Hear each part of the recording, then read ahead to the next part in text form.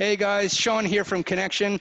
Thanks for coming along. As you know, we are doing an 8-part series on how to build resilient in uncertain times. And for today's episode, I really want to focus on a few key elements that are really close to my heart and help provide some of the answers to some of the questions I've been looking forward to understanding over the last couple months as well. So I've invited today Rik Rushton, a very good friend of mine. He's a speaker, a coach, an author. He helps individuals and businesses really drive performance and growth in following their passions as well. And I've known Rik for a couple of years, and I'm so excited to have the opportunity to spend some time with him. G'day, Rik. Well, Sean, first and foremost, let me just say I'm going to take you around the world with me when this whole thing, when we get to the other side, and have you introduce me everywhere. That was one of the best introductions I've had in a long, long time. So thank you, my friend. Oh, and it was very short too. I mean, with all the accolades and everything you do, I haven't even mentioned the 2 books that you have, and also the Voices of Value podcast that you run as well with Peter Kakos. So, of which I'm an avid listener, and I think some of your more recent recordings as well might actually come into play in our discussion today. But I guess before we kick off, at the time of this recording for our viewers and listeners, is that we're actually experiencing the COVID-19. We don't know when this recording is actually going to be watched, but we're about week 2. So Australia has now shut its borders to everyone outside, which is where we're based.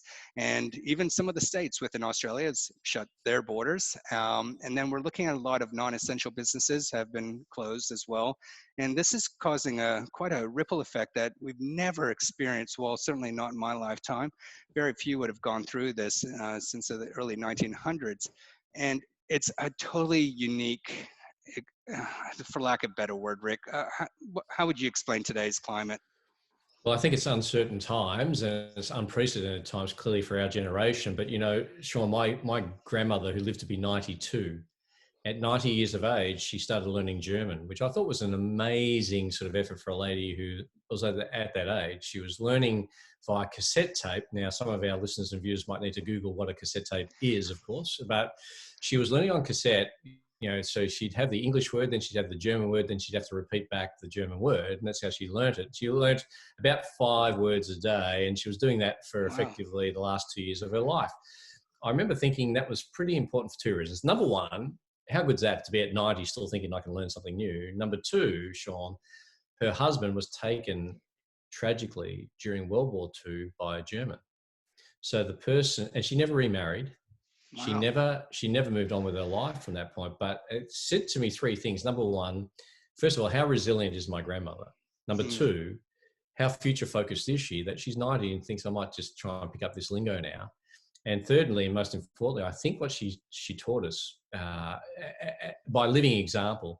You know, I can remember when we purchased the business that I'd started working in effectively 8 years before, and my wife and I were doing it pretty tough. You know, there's a lot more week left at the end of the money, Sean. And I remember thinking, you know, I'm 28 and I've got this sort of business going and all those sorts of things. And I remember having the conversation nice and loud one day, and she overheard it. She said, well, sweetie pie, just so you know, when your grandfather was alive, he was fighting the Germans. And I remember thinking, yeah, it's pretty good perspective, that. So I'm pretty sure that maybe the majority of our viewing and listening audience today, Sean, probably don't have a reference point for it. But I guarantee you, if you've got a grandparent alive, just sit down and have a chat with them. And they'll talk to you about, you know, the food lines that are similar now to the lines to Centrelink. At least when people are lining up at Centrelink, there is some sort of hope that they'll get some sort of monetary return. And whilst toilet paper and hand sanitizers in short supply, I don't think too many people are going to go starving in this current COVID-19 atmosphere that we're in. But yet, when my nan lived through think about this, you know, she lived through 2 world wars, the Great Depression. Yeah. She lived through recessions. There were times when they were lining up to try and get food and food stamps. So, you know, I think as tough as we're doing it, we always know someone's doing it tougher.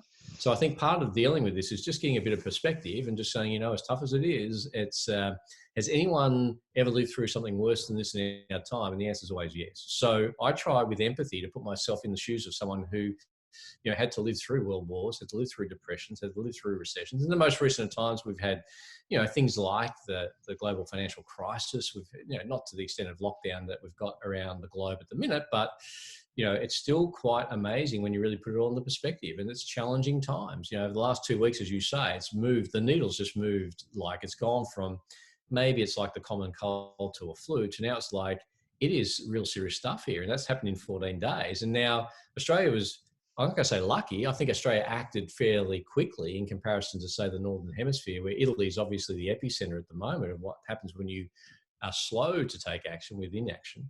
And very fortunately, for a long period of time, our death toll was sitting around 6 or 7, directly linked to the COVID-19 virus, Sean. Yep. Of those 6 at the time, when it was 6 for a long time, 3 of those came from the same nursing home in New South Wales. The youngest was 77, the oldest was in her 90s, and the youngest in 77 was a 5.5 decade pack-a-day smoker. So you'd have to question whether or not, was it COVID-19 or was it, but clearly someone with that sort of age and health profile is very susceptible to it. In the same 14-day period where it's gone from 0 to like it is now, Sean, the perspective I want our listening audience and viewing audience to understand is that, effectively 112 Australians have also died. Yeah. Because 8 people take their own lives every 24 hours in Australia. Now, if you woke up this morning and heard that there have been 8 deaths overnight on the COVID-19, you'd be going, oh my God. If you woke up overnight and heard there was 8 people killed on Sydney Road, you go, oh my God. If you heard 8 deaths on anything, you'd be going, my gosh, this is the silent challenge we've got. So my perspective question for everybody right here, right now is, any day above ground is a great day. So if you're alive, drawing breath, let's connect with like-minded people and see if we can get a message out there. Because if you help someone get through this, we'll get through it together, the other side, as they talk about. So without wanting to start off on a downer, my view is that perspective is a wonderful thing. And then we just need to start sort of saying, okay, how do we deal with what we know? How do we deal with what we don't know? And more importantly, how do you deal with what you don't know yet? Because it's changing so quickly. So let's see if we can cover and give our listening, and because I don't want to just describe the storm, I want to actually describe some shelters that we can take through this, both mentally, physically, spiritually, whatever you believe in, and give you some resources, if you will, to be more resourceful in this time. And because we will get through the other side. This too shall pass, an old Persian saying, this too shall pass. When it passes, yep, we want to be in the best position to take advantage of what I believe will be a spike at the other end. Yeah, absolutely. I'm already hearing that from the market, from some like-minded individuals, that we don't, we're not underplaying the brevity or the gravity of the situation, but we are looking at trying to forecast what the coming months, as 6 months or 12 months could look like, and the opportunities on the other side. I think having that forward vision kind of keeps you moving. There's a couple other things that you said there that, like-minded individuals, but also feeling empathy. Some other people that I've been talking to, that's the first time I've actually heard that, because when you think about resilience, maybe selfishly, sometimes you can go internally. But if you do think about other people that have had it tougher and showing that empathy, it kind of takes you out of yourself and see a bigger picture. When you're telling that story about your grandmother, it got me thinking about my stepfather, who's in a nursing home in New South Wales, not far from where I live, who's 93. And I'll share a link down below, but his physio just posted a video of him at 93. He's working on his fitness, and he shuffles around, but he's bouncing balls, and his dexterity is fantastic. And I think that's what keeps him going, that motivation of self-development, self-learning, self-interest, but in a positive growth mindset as well. I love it. And to do that in your 90s, as you say, is really quite empowering, I would have thought. And again, like you, I agree 100% with you, Sean. We're not making light of anyone who's going through a challenging time. We're not sitting here saying we've got all the answers. In fact, no one has all the answers. The Prime Minister of our country doesn't have all the answers. What we're saying is that, I can't say to someone, I know how you feel. That's like someone with 2 arms saying to someone with 1 arm, I know what it's like to have your right arm lopped off.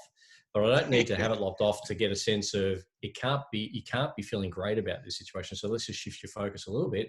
If you've lost your job, what are you grateful for? What have you got? Because when you've got gratitude, you do seem to shift your mind a little bit. And we might get into that with the next phase of this sort of chat. But, my absolute gut feeling is that God willing, everyone will get through this. Those that don't, we certainly will feel for that. There's no questions about that. We don't want to make light of that. But for the majority, I think listening and watching this right here, right now, they're probably getting further along it than they thought. They've got through it and we'll get through it.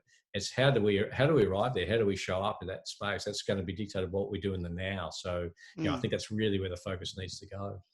Can I visit something just for a moment, because some of our listeners may not have listened to your most recent Voices of Value about your recent guest talking about the numbers we should be watching, where 8 people a day are taking their own lives.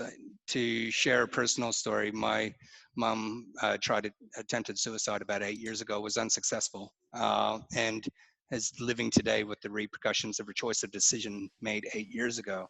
Yeah. And there was no signs. There was nothing that we could see as a family. And when I asked my mom afterwards, she couldn't quite explain it either. And it was for my mom's journey, and I believe everybody's journey would be different, is it was a chemical imbalance, and just kind of sent her on a path for a period, down the wrong one, unfortunately.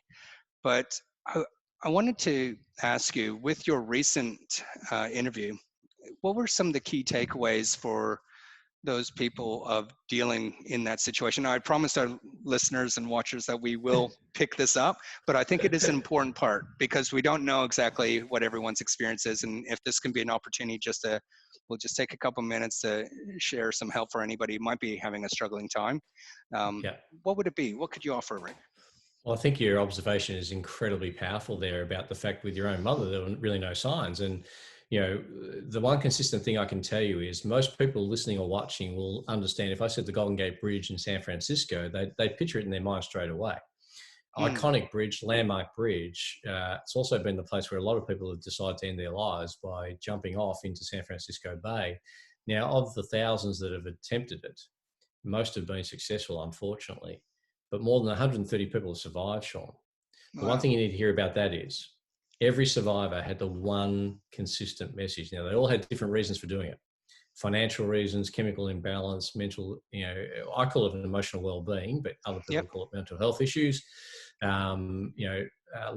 Lost in love, lost in business, lost.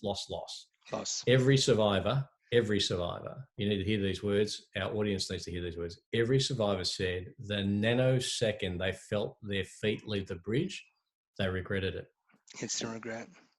Now, what does that tell us? There's probably more than 1,000 people that had the same feeling but couldn't do anything about it. So good news for your mum, good news for a lot of people, is that you don't need to jump off a bridge. There's things like Lifeline, Beyond Blue, a lot of great resources where you can dial a number and someone will listen. We think that, everyone's too busy to take the time out. I think if this current COVID-19 has taught us anything, Sean, it's taught us that no one's too important. This is not a virus that's going to be very selective. It's going to take everyone who puts themselves in harm's way. So what I think we need to all understand is this reset is to tell us that people are important. And we need to make sure that people understand that we can, by reaching out and just simply saying, hey, how you doing? How are you doing? Are you okay? By checking in with them, we're probably checking in with ourselves. And it forces us to sort of have that conversation. So I'm glad that that's the case, but, clearly it's a sad statistic that I'm working very, very hard to try and bring that narrative into discussion points, not from a negative standpoint and let's get everyone down, just from an awareness standpoint, because I guarantee you can stop 100 people in the street and they can tell you how many people have died thus far in Australia or wherever we're going here around the world. They give you the number, but very few can tell you how many people lost their lives to suicide. So the scary stat, though, is that more than 60,000 people will try it in Australia each year.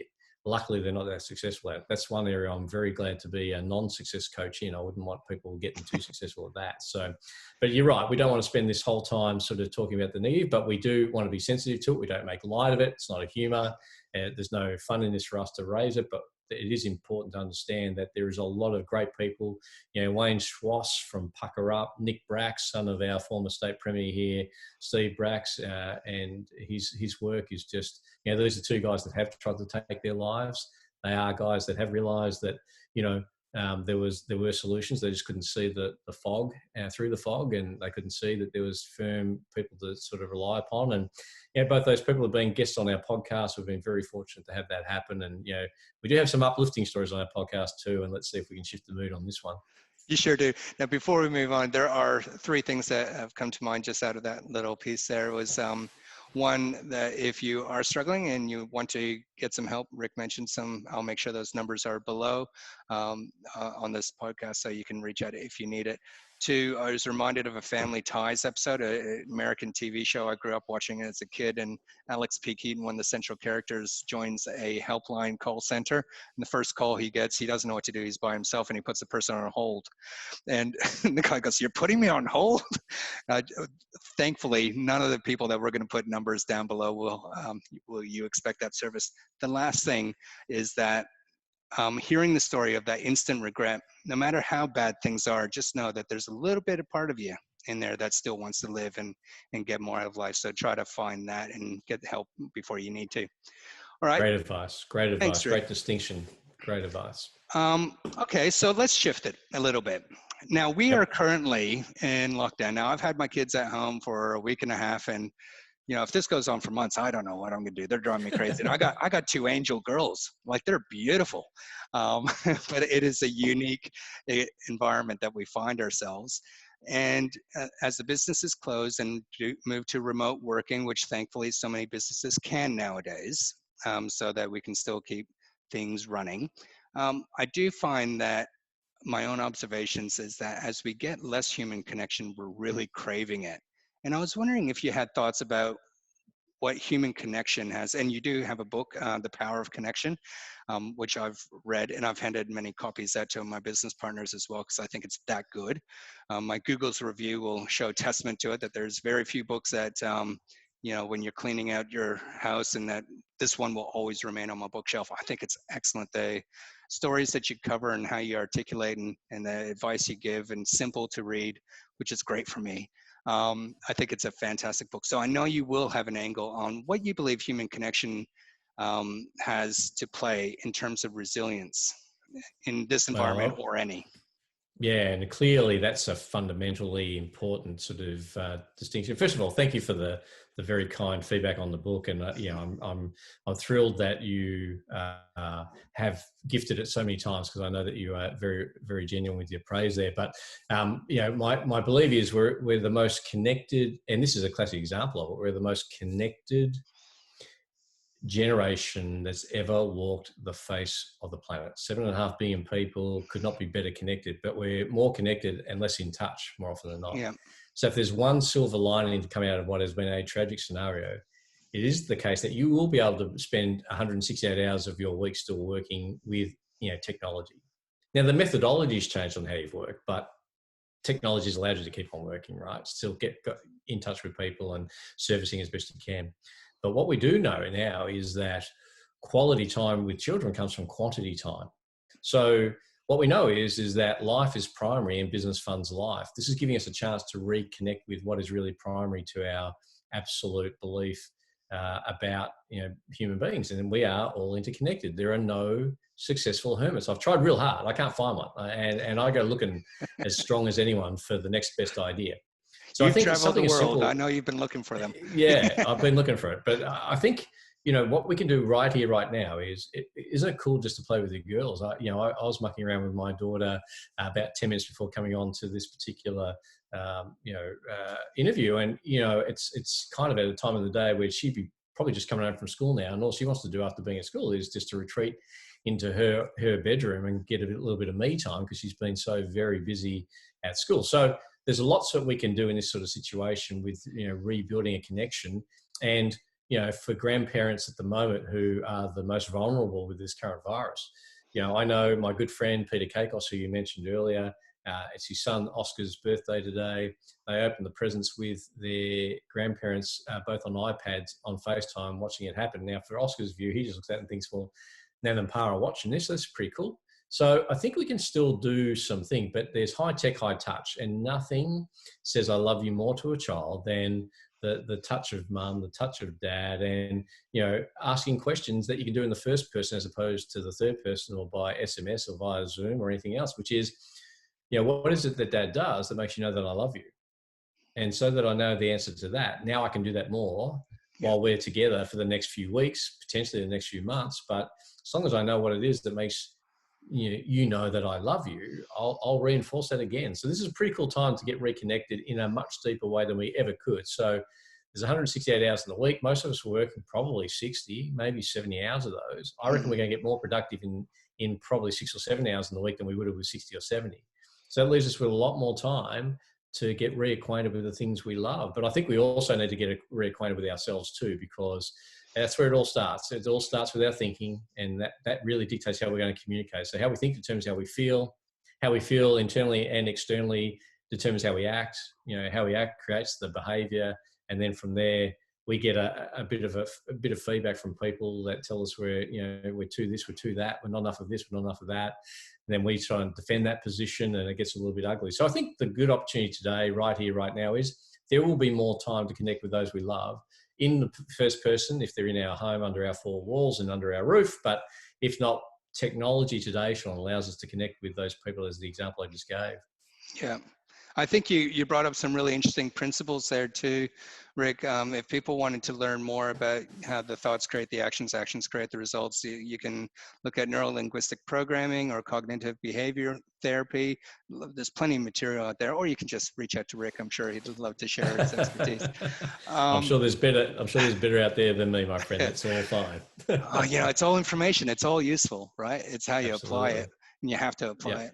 I was thinking about what you're talking about in my recent engagements with my children, and one of them's 2 and the other one's 8. So there is a bit of a difference between the age. And tonight we're actually having a band night. So I'll play the guitar. My 2-year-old will play the tambourine, probably better than I played the guitar.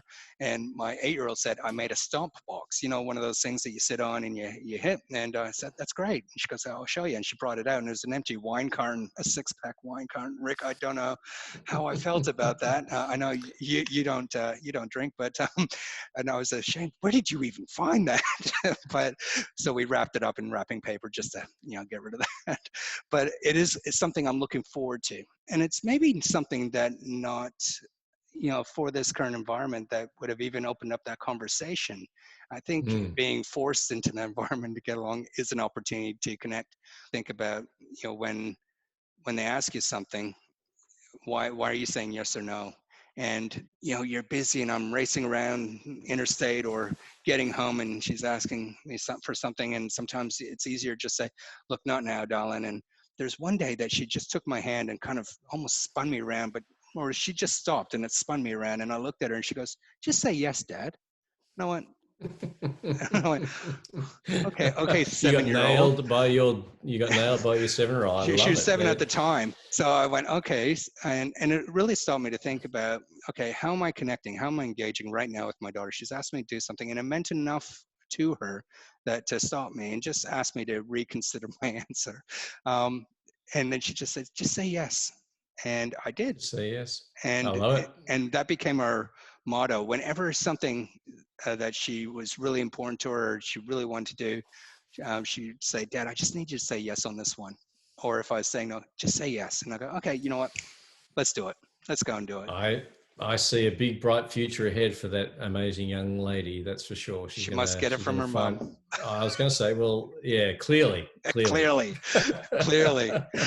Okay, so the opportunity now for connection and resilience, and I think family and having this time certainly pulling together is an opportunity for many. So I think there is that connection that would help in resilience.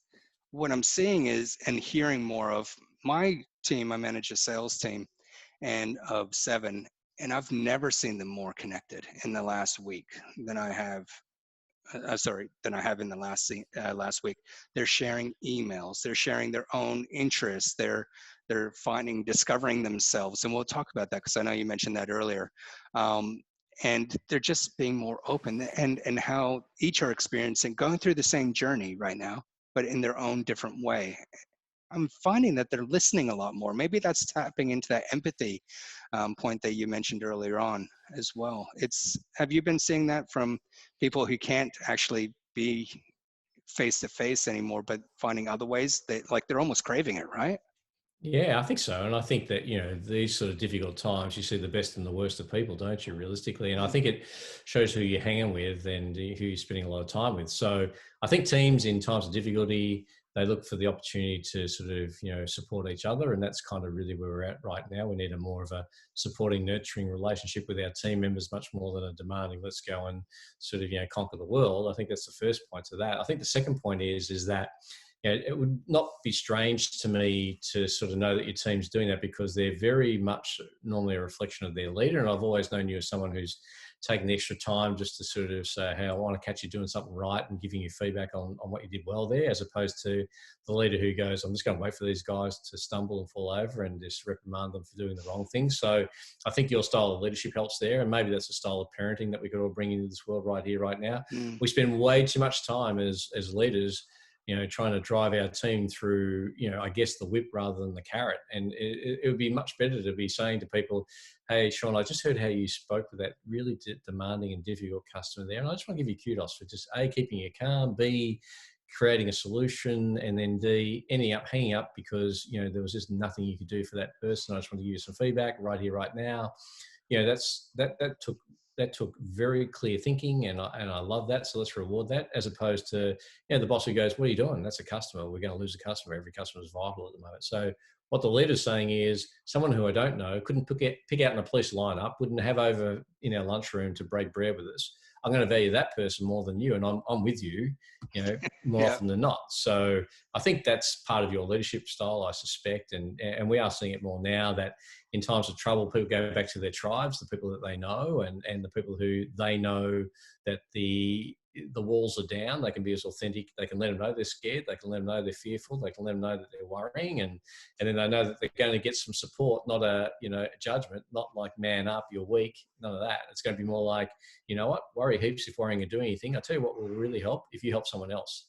So help someone else through this time at the moment, and then by helping them, you'll see the light as well. And the light won't be attached to an oncoming virus. It'll be attached to that place that every politician, every leader is talking about. When we get through this, and when we get through this, and when we get to the other side of this, that we get there. I don't want to just just drift through the finish line. I'll burst through it with you and me together, holding hand in hand. And it can get a little bit cheesy, you'd think, but I think all we want to know as human beings at the moment is someone gets me, someone cares for me, and therefore I can now repay that back and pay it forward to somebody else. And I think that starts with leadership, and leaders right here, right now have three jobs. I think number one, look after themselves, because ultimately without looking after themselves, they can't look after anybody. And the old analogy that's been around for the better part of 35 years is, if you fly and you're sort of going through the safety demonstration, and they talk about when a mask appears from above you, that they always say, if you're traveling with other parties or infants, put your own mask on before helping someone else. So the old days used to be,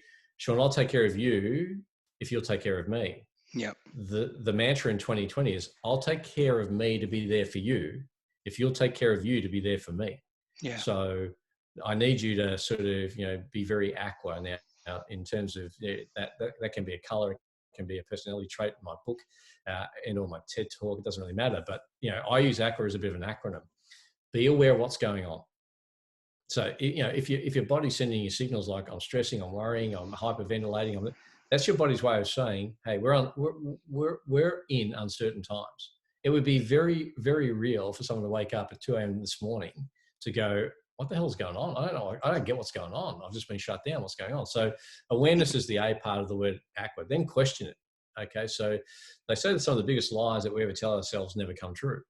What happens if, and what happens if, and what happens if, and it never happens. So just keep questioning, am I right to feel this way? And the answer is, yeah, I am right. But then if we stay there too long, everything we see is going to reconfirm that thought. So, then what we're going to do is understand, why am I feeling this way? Well, I'm in a once in a lifetime pandemic. I'm seeing some challenges that I've never seen before. So I'm aware of the fact that I'm uncertain. I'm questioning, what does this really mean? I'm understanding the position I'm in. Now I've got to act from that. Okay. So knowing that, if I now add to the negativity, well, I'm now just part of the noise. Yeah. If I try and I've got the answer, now I'm sort of putting myself above the problem, and that's probably not right either. I think what we need to display is a bit of clear thinking and saying, okay, how can I best do this right here, right now? And how can I be the best version of me right here, right now? So that the best version of me is the best version of what I can bring to my family, my sphere, and then it just ripples from there. So we're trying to create ripples with this. And I think that aqua, awareness, question what's going on, all right, understand what that really means, and then take action around it is probably not a bad little acronym for our listening audience and viewing audience to sort of get into their head. I love it. I think that's really good. There's one thing that you might have saw me smirk a bit there, where you're talking about positioning.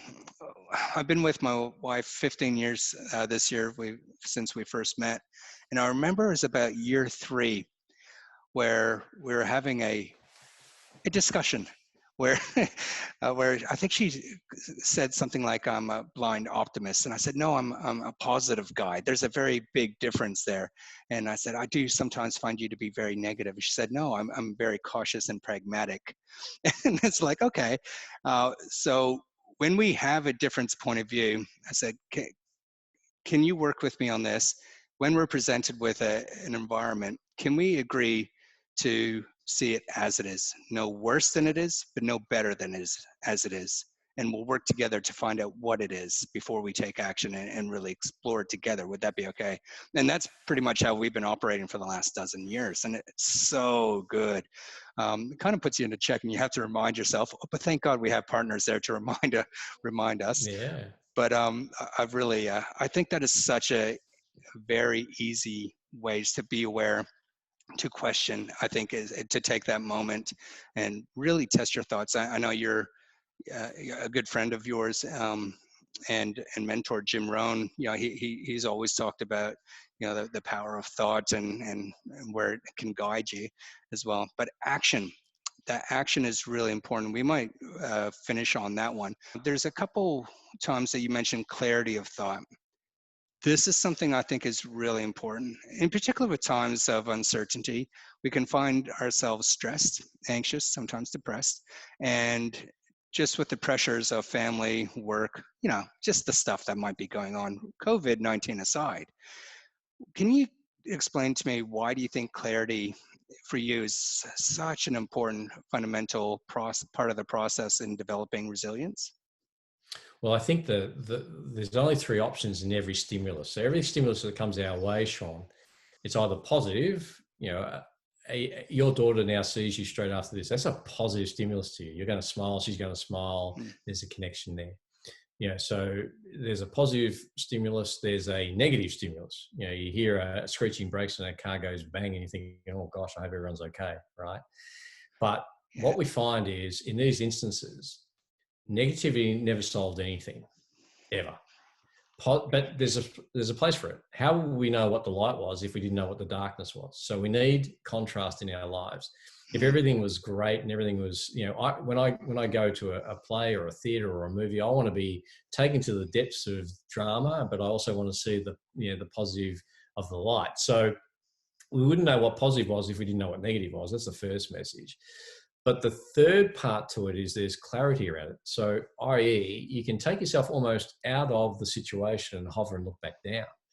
The best example I can give you, without wanting to, you know, sound egotistical and arrogant and name drop, is I got the great fortune of presenting on the same platform as former Mayor Rudy Giuliani, Hey. who was the mayor of New York when 9/11 was underway. His book of leadership was the first book I ever read on leadership, and I think it was 7 principles, the basic fundamentals of leadership. It was life changing. I want to hear what you have to say, and then I might add my own take on that at the end. Yeah. And I got to tell you, it's a great book. And yeah, the best leadership book I've ever read was by Colin Powell. And you know, again, very probably one of the best books you'll ever read. But with Giuliani, one of the things that was really interesting when I had him one-on-one, just singing in a green room, just talking. He still had his close personal protection service with him, but they stepped out of the room because they realized fairly quickly, I'm not much of a threat. But yeah, he's okay. He's a good guy. So I asked him, what was that like during 9/11? I can only but imagine. Oh, man. He said, you know, when the first plane hit the tower, I thought, what a terrible accident. Stimulus, plane crashes into a tower. Stimulus, negative. What's the positive thing I can do now? When the second plane hit the second tower, now, that's where he saw the absolute reaction from his team. Stimulus created an outcome that they operated from. He had staffers deciding to run down to, you know, the World Trade Center, down towards the harbour, really, which is where it is for anyone who doesn't know New York. It's, you know, from his mayoral office to there, long hike. he actually thought, well, if I do that positively, what could I do? I could probably maybe save 1 or 2 people. I can't sit here and do nothing that would be negative. What I can do now is be very clear. So how smart is this? The president at the time, for those who remember history, was George W. Bush. He was actually interstate in a school, what we would call a primary school here in Australia. Yeah. And he was doing a bit of a launch on a literacy program, and he was reading to kids. Giuliani straight away picks up the phone and starts dialing JFK, LaGuardia, the immediate airports. He gets through to the tower commands and says, do you recognize my voice? This is Mayor Rudy Giuliani. We are under attack. We need you to ground off. This is before the FDA did anything. This is before. From there, he rings Logan Airport in Boston. Same thing. He just keeps on going until someone higher up in the national government could take over his role. Now, what I'm trying to sort of say to you is, how smart was he to work all that out under immense stress? And one of the things I said to him, I said, well, so that's got to be amazing. He says, well, what do you mean amazing? I said, to have that clarity of thought. And he said, well, you know what? My view is that if the general's in the corner in the fetal position sobbing, we're all in trouble. So I needed my people to see me doing something. So I picked up the phone, I dialed a number, and I got through to some people and made a clear decision. Now, so in times like this, we need to have a clear decision going on. It's hard to be clear around the unknown, and it's a moving beast. You never step into the same river twice. So it's that fluid at the moment. What was happening with this coronavirus, COVID-19, call it what you will, what was happening with it a week ago is nothing like what's happened in the last 12 hours in Australasia. So it's traveling at a great rate of knots. But one of the things you can do is be very clear. Now, how do you clear your thinking? Number one, be very careful about how often you're getting updates on this thing. My view is I listen to one news service in the morning at 6:30 a.m. I get all I need to know from that. And then I don't look at it again because I just kind of figure, if I look at it and keep it. Now, I'm not saying I'm burying my head in the sand. No. I'm saying I'm aware of what's going on, but I don't need it reinforced around me. I kind of then question and go, okay, what's the best response to that right now? What's the best thing I can be doing right now as a husband, as a father, as a leader? What's the best thing I can be doing right now? That's the first thing. Number two, I'm having conversations with people. And I don't start off saying, hey, Sean, Rik Rushton here, I have all the answers because I'm a best-selling author and I've done a TED. I don't do that. I kind of go, Sean, Rik Rushton here. This is a welfare check. I'm just checking in. I'll be very brief. How are you doing? Mm-hmm. How are the girls? Okay, you be safe. If I can help you in any way, click, SMS, Zoom me. I don't care. I'm here to serve. Hang up. Go again. If you allow yourself 2 or 3 minutes of time at that, you could do 20 of those in an hour. Yeah, that would get you going a little bit. So I think you've got to be very clear with what's going on. You wake up, especially for those who are working from home for the first time. I've worked really from home for a fair period of time, so I've got a really good morning routine. And I do jump in the shower, and as the water hits my body, that's the trigger to get me kind of going. And I don't get there going, how can I get through the day? It's how can I give through the day, and how can I give the very best of me through the day. It's a bit of a mantra probably, and I don't get too hung up on, just chanting, I'm great, I'm a tiger, I'm a tiger. None of that. I just kind of go, I'm alive, I've got water on my body. How can I give nothing today? wrong with positive affirmations there, Rik. Nothing wrong. Yeah, and nothing wrong at all. And and I get that. I love Tony Robbins used to say, if you're going to affirm, maybe affirm the truth. And Jim Rohn used to say, best to affirm the truth. If you're broke, say I'm broke. That's pretty much how it should work. Yeah, I'm broke. I love it when we talk about Jim Rohn. We say you're broke. Such a distinct voice. Well, I loved it how he used to always kind of say, young man. Whenever he called me, I knew he was on the line, because it would be in those days, specifically the late 90s, early 2000s, there'd be a lag time from an international call, Sean. And he would start off straight away, and there'd be a lag, and I could hear him. He'd go, young man. And as soon as I heard that, I just knew. It was almost like I was like Pavlov's dog. I was up, and because if he asked you how you were, you could never say I'm okay, I'm good. You just have to say never better, but I'll be better tomorrow. That was kind of the thing that used to make him chuckle. And he'd go, whoa, serious student, and we'd have a bit of fun. But one of the things I would implore all of our listening audience to do is, that's the beauty now. You can get online and get clear thinking. You can Google Colin Powell's rules for leadership, you could just click that. And, you'll see his rules for leadership, which are still so relevant today than when he wrote them in the 70s. It's quite powerful. Oh, he wrote it in the 70s, did he? Yeah, he wrote the rules down. It was his sort of, he was an RTO, a reserve training officer when he was in high school in America. He was the son of an immigrant, from the Caribbean. He served under 4 presidents. He was the Joint Chiefs of Staff, National Security Advisor. He could have, and for all intents and purposes, I suspect, but for the weapons of mass destruction debacle, I suspect he would have been the first African-American president before Obama. He was that popular, but he took the fall for the fact that no weapons were found.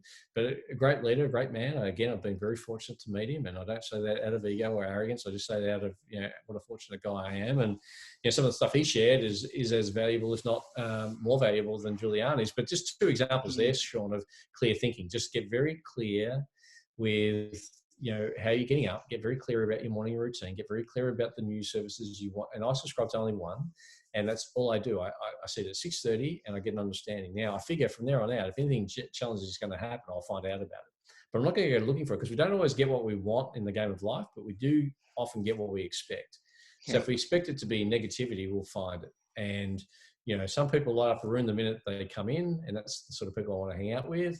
Other people light up a room the minute they leave it, because they're just so negative. You don't want them around you.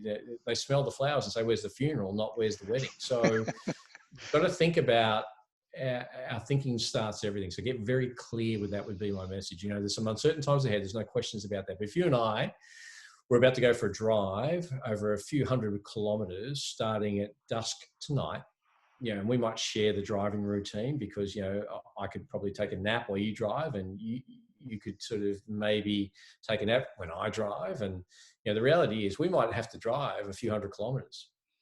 We don't get to illuminate the whole 200 kilometers, but you know what we get? We get the probably the next 80 to 100 meters ahead of us. That's what the headlights will show us. And we'll drive to that. So my message to everybody listening, watching, if you really want to get clear, just narrow your focus right now. We will get through this, but you won't get there in one fell swoop. You'll end up having to drive through the darkness. And my view would be, put your shoulder to that darkness, meet it front on, understand that it's quite okay to only see, maybe 50, 80 meters ahead of you. For me, I'm drilling it down to what can I give today and keeping it at that. And then what can I give tomorrow and keeping it to that. And if I build enough of those up over the next week, month or 2, I suspect darkness will start turning into light. And before we know it, we're going to get to where we need to get to. But I want to get there in a vehicle that is, ready to take advantage of those opportunities, because, we started off talking about my dear departed grandmother, and I think of her often. And I think right here, right now, if she was here, she would be saying to each and every one of us, at the end of World War II, there was immense opportunity. There was the baby boomer generation coming, and, there was a lot of opportunity. What there wasn't was a lot of technology. We've got a lot of technology at the moment. So we're in a strong position to take advantage of what we could, potentially do here, right now. And, so let's use technology. It'll help us with our methodology of connecting, but never lose sight of the fact that you can go and put a hand on the shoulder of a loved one and just say, it's okay to feel not okay. It's actually okay not to have all the answers right now. What isn't okay, though, is for you to for me to never know that you're not doing okay. You need to be aware of what's going on. And more importantly, we need to be aware of that ourselves as individuals, because there are no successful hermits. We all need each other to get through this. Ultimately, whilst we're in lockdown, we're not locked out. We can sort of have some conversations, and, some of them might be deep and some of them might be meaningful. Might be as simple as saying, what's going on? Are you okay? Welfare check, how you tracking? Can I help? As you're doing that, time's ticking for all of us, but I've got to tell you, that would be a very smart, resilient approach in these, very challenging times. So, resilience comes from clarity. Clarity comes from thinking. Get the thinking right, and everything seems to flow from there. Yeah, I really like that, Rick. I'm just processing that in my head, because some of the other people I've talked to, have slightly different takes, but I'm really resonating with this one, in particular with some of the recent conversations I've had with my team. And they've spent years fostering relationships, strong relationships with our business partners, and some of those businesses are going through a really tough time right now. And when we've been talking over the last week, we've had a lot of open discussions about what views can we be right now. We certainly don't want to come across, pushing our own agenda or self-interest, because we actually don't even think that way. We're actually concerned, genuinely concerned about our partners, and want to know how we can help. And a lot of my team's been, talking about technology, using different mediums just to reach out and let them know that we're here as well. And they're finding, our partners are coming back and saying, that's the most valuable thing you could be doing for us right now, is just reaching out and saying, hey, thanks, and touching base with us. So throughout this, you talked about empathy, you've talked about giving, and being of service and checking in. You're quite a giver, aren't you? Well, I think giving starts the receiving process. I've got a lot out of life because, I've tried to give as much as I can be. The old saying was, go be a go-getter. Jim Rohn used to say to me, go be a go-giver. If you give as much as you can, you'll get everything you want. And, giving starts the receiving process. And, for me, it's sort of the best version of me is when I'm feeling like I'm serving others. And so servant leadership's really where it's at. It's always been that way. And, directive leadership has always created resentment in teams that have sort of fractured. But you're seeing at the moment, the very best of people are those that have a servant leadership, self-interest to a degree. They're looking after themselves, no questions about that. And we talked about that earlier. But I think more importantly, they're seeing how if they can pick someone else up, it picks them up with them as well. And so, to see through to the other side of what we're going to have to do on this thing, we're going to have to stand on the shoulders of giants. And I've stood on the shoulders of some amazing individuals, and they've helped me see a long way because I'm fairly vertically challenged. I think if I wear the right shoes, I might nudge 5, 6 and a bit in the old scale. I don't know, 170 probably in metrics today. And but I feel like I've been able to be a bigger and better person because someone saw the ability to help me and gave me the opportunity to sort of be advanced because they took the time to say, hey, can I help? How you doing? Is everything okay? What could I do to help you get better along the way now? And as we do that, it's really kind of, the way that I think the world needs to go at the moment. I think we've been given a challenge, and the challenge is to see who is best at taking people with them through this, not sort of, bunkering down and filling their own sort of particular house with stockpiling of services and things of that nature. It's what can I do in these instances that are going to have the biggest impact on other people. And so, even this little interview now is kind of something that makes me feel very good. Not because you're saying to me, you got all the answers and no one else does. Just talking to you helps me clarify my own thinking. And it really gets back to the key cornerstone, pivotal part of this interview. It all starts with our thinking. We can wake up tomorrow and go, another day of coronavirus, or we can wake up going, who can I help today? Yeah. And if you think that way and you build enough of those days up, you take that out, a few days, few weeks, few months, we'll be looking back going, that was the best reset of all time. One of the things that's really interesting, and I was just thinking about this, we were traveling as a family in 2008 when the GFC was on. And we stayed in a pretty good hotel, and they'd actually upgraded us because they'd kind of, sacked half their sort of staff. So they were keeping most of these floors busy. And so we got an upgrade, and it was really quite neat and all those sorts of things. But that was the year that Airbnb was born. It was also the year that WhatsApp, that Instagram, all these amazing things that we take for granted today were born out of the most challenging, probably for our generation, the most challenging times of the GFC. And when you stop and think about that, they were all started by people who I guarantee you were waking up going, oh my God, I've just lost my job. They're probably in the banking industry, or they're probably in the technology industry. They're probably in the service industry. They're probably in the sales industry. They're probably in the industries many of our audience are in and or were in right now. So here's the thing I would say, though, just think about what's happened then since. They've now created, Airbnb, 15.9 million beds. Great story. Year. Yeah. They don't own a pillow slip. They don't own a sheet, but they've got something going on there. It started from people that just kind of go, you know what, San Francisco is pretty busy this time of year. Let's see if we can rent out our spare room. So, because times are tough and we need the cash. So it's really out of these tough times we find, and the old, so we can get all hokey pokey about, tough times don't last, but tough people do. I'm telling you, we're going to lose a lot of tough people along the way here. That's just the reality of things, right? But what we can do is pick them up with us and see if we can drag them along for as long as we can drag them until we can't pick them up anymore ourselves. But I'd rather spend my whole focus and energy doing that than probably, the alternative, because the alternative ain't great. Yeah, absolutely. I'm with you. I'm so glad to see that you're still paying it forward after all the years of the people that invested time with you early in your development as well. And I've been, fortunate to have that as well. People that have, whether I've gone and sought them or they took the time just to tap me on the shoulder. And, you've helped me out for the last couple of years as well, just by having conversations with me. So I appreciate that. And let me take the moment to say thank you. That's great, buddy. And don't forget also, you don't have to, many of these people we were mentioning are no longer with us, but you can access their learnings, it's at the speed of click. You go on YouTube, you punch in Jim Rohn, and, you could spend a bit of this personal time that you're going to have right here, right now, just listening to the greatest, wisest man I ever met. And, I've been fortunate to meet some pretty good ones, but, you can spend a little bit of time, upskilling during this most challenging of time with old fundamentals. He used to say to me, there are no new fundamentals.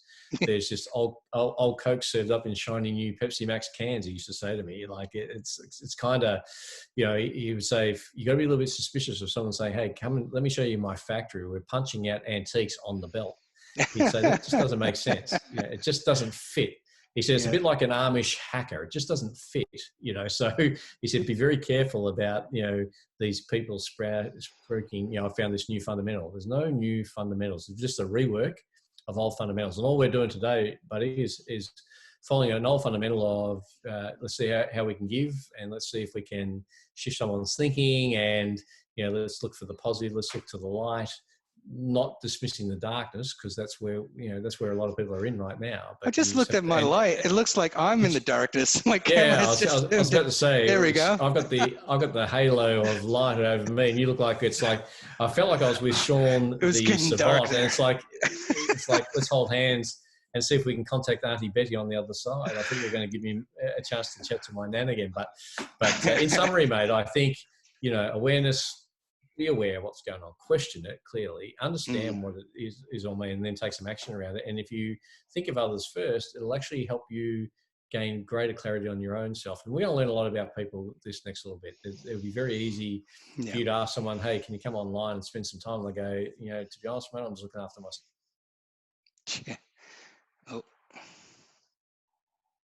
People are at the moment. There's self-interest and there's selfishness, and then there's abundant thinking, and to help me get through. Don't get me wrong. This is very selfish of me to be doing this today, because I know it's actually helping me get through this. So, but it's through hopefully serving and giving something that may resonate with somebody. I don't know whether my nan's learning German at age 90. I don't know whether, my sort of thoughts around Giuliani. The one last story I might share, I don't know, have we got any more time? As much time as you have. Yeah, that'd be great. There's a great book called Shoe Dog, which was written by Phil Buzz Knight, the founder of Nike. And in the early 1960s, Kennedy's still president. He's traveling from a very wealthy family. He's traveling to Japan, the Orient.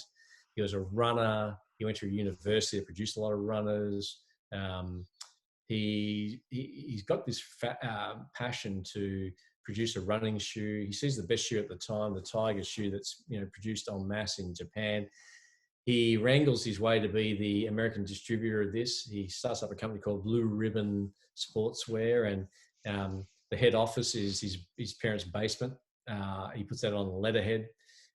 He rouses up enough. He sells his car, and he puts that into ordering as many of these shoes that he can on a container load. It comes across. He rebadges them, Blue Ribbon, and he sells them. He takes the money from that, puts that back into buying some more, and so on. And slow grind, a slow burn. The guy's a billionaire today, multi-billionaire, but he was, he had a lot more week left at the end of the money, right? So he was just going hard.